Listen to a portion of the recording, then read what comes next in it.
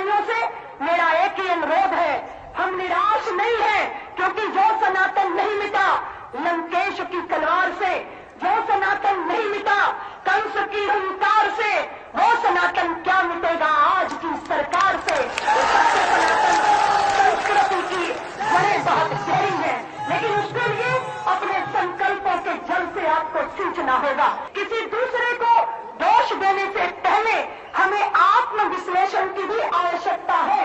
आज अगर हमारी दुर्दशा हुई है तो वो हमारे अपने कारण हुई है। दिल के फफोले जल उठे सीने के दाग से, घर को आग लग गई घर के चिराग से। इसलिए अपने मानसिंह जयचंदी प्रवृत्ति के अपने ही कपूतों से आपको सावधान रहने की जरूरत है।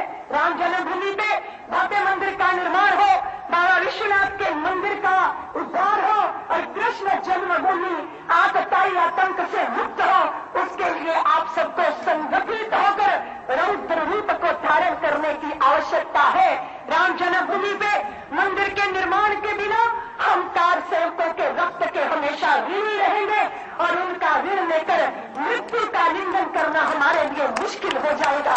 तो सरदार वल्लभ भाई पटेल, सुभाष जी, नेताजी जैसी परंपरा और परम पूज्य गुरु जी के उस सत्य संकल्प को पूरा करने के लिए हिंदू जाति को मेरा इतना ही अनुरोध है कि जातीय भेदभाव से ऊपर उठिए, अपने स्वजन अपने सहोदरों को आलिंगन में बांधिए, किसी विधर्मी के